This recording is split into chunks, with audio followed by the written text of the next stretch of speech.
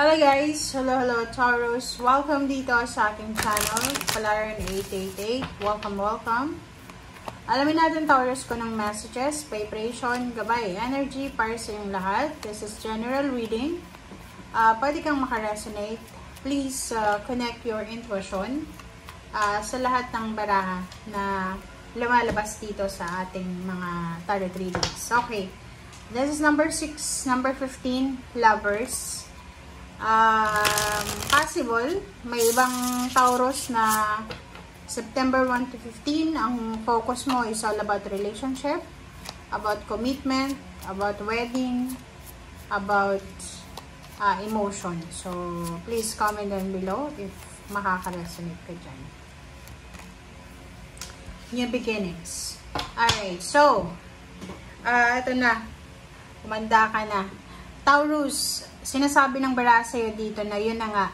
From September 1 until September 15 or the whole month of September, nakikita natin na ang focus mo ngayon is about lovers, about relationship, about emotion, about partnership, collaboration. But, sinasabi ng bara sa'yo na if you are heartbroken, galing ka sa heartbreak, possible na may bagong relationship na mabuo, okay?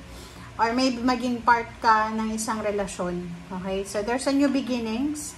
Maybe, may mga mag-asawa dito, mag-live-in, mag-boyfriend, girlfriend na may mga Taurus kayo na nag-split muna kayo, call off muna, break muna, parang ganon. And na posibleng magkabalikan kayo and magsimula ulit.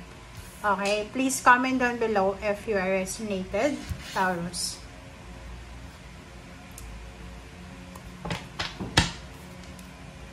So let's check.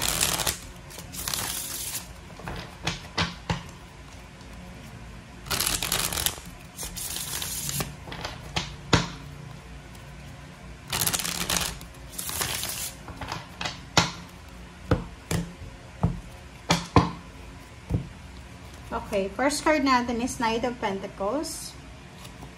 Second is the Moon. Page of Cups. Queen of Wands. And, wow. Yun na. Sa ilalim mo dito is Son of Wands.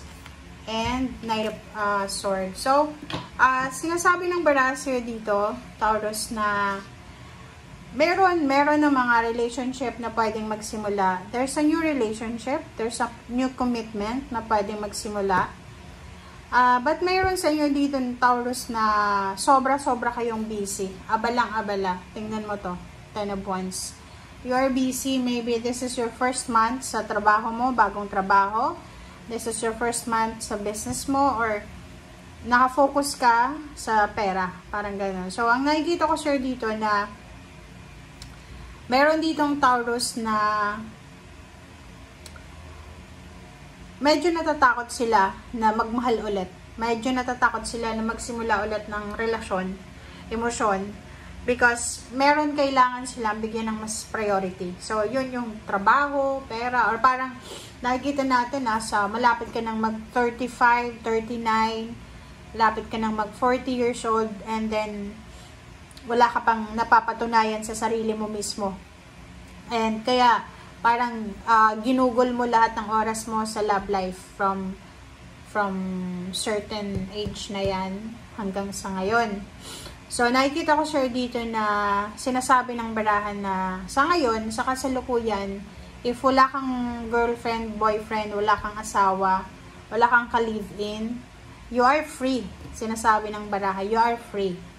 And gamitin mo yung oras na to na para mag-improve yung iyong sarili, financial, and yung magulang mo, pamilya, yung kadugo mo talaga, you need to give attention sa kanila. And dito sa barahang to, kung ikaw naman ay may asawa, may ka-live-in, may boyfriend, girlfriend, nakikita ko sa inyo dito na kailangan nyo ng balanse sa relationship. Kasi pwedeng yung karelasyon mo ay masyadong selfish, or maybe yung karelasyon mo masyadong demanding, parang needy. May mga ganun diba? Na parang wala ka ng oras para magtrabaho kasi gusto niya lahat ng oras ibibigay mo sa kanya. Yung parang nagtatrabaho ka, tapos pag uwi mo sa bahay, ikaw yung gagawa ng lahat ng gawaing bahay. May anak ka pa na kailangan sunduin, ganyan, ayusan. So, nakikita ko sa'yo dito na may mga Taurus dito na if you are free ngayon, like may freedom ka, wag mo i-take for granted yan. Kumbaga, kung hindi naman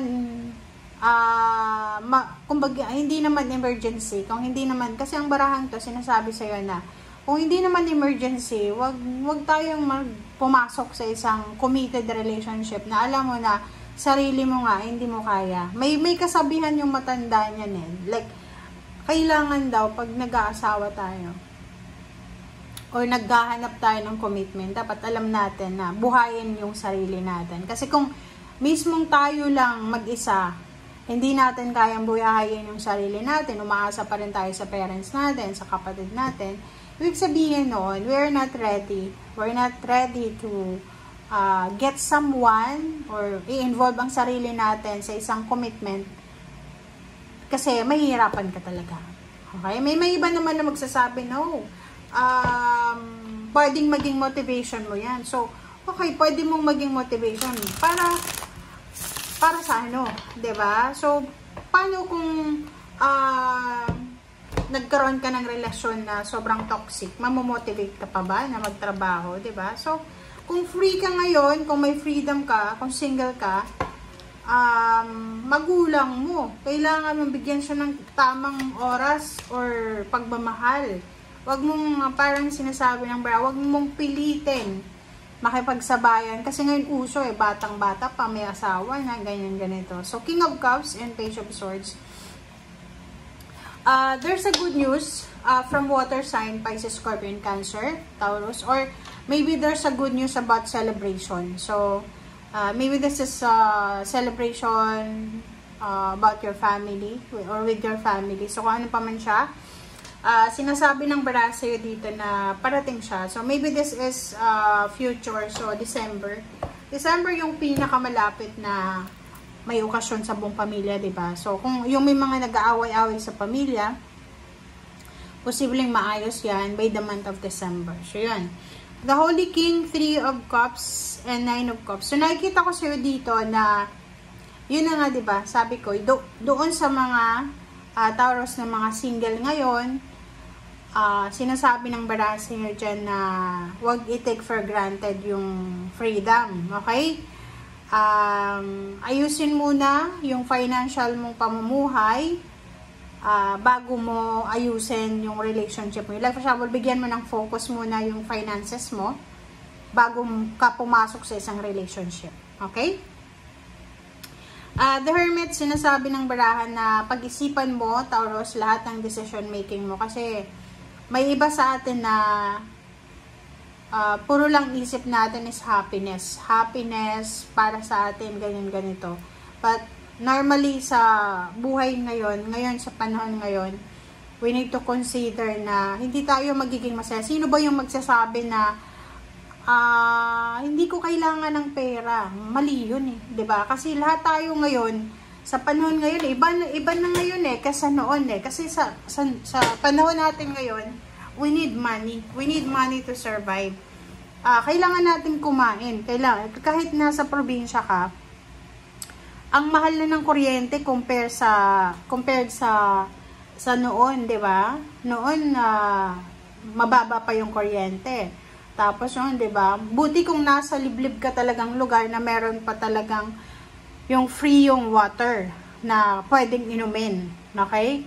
So, wag nating masyadong i-romanticize yung parang sabihin natin na gold digger, yung mga taong gusto lang pera. Kasi sa buhay mo as a Taurus, sobra kang conservative na parang kahit na naghihirap ka na sa buhay, parang ayaw mong humingi ng tulong or parang ayaw mong sabihin sa iba na you're suffering because natatakot ka sa sasabihin ng iba. But in your case, sinasabi ng Brano, i-give up mo yan, pride mo na yan, and yun, sabihin mo sa kanila kung ano yung nararamdaman mo ngayon. Mas okay nga na may mga tao na tutulungan ka para makasurvive ka kaysa suluhin mo yung sufferings mo.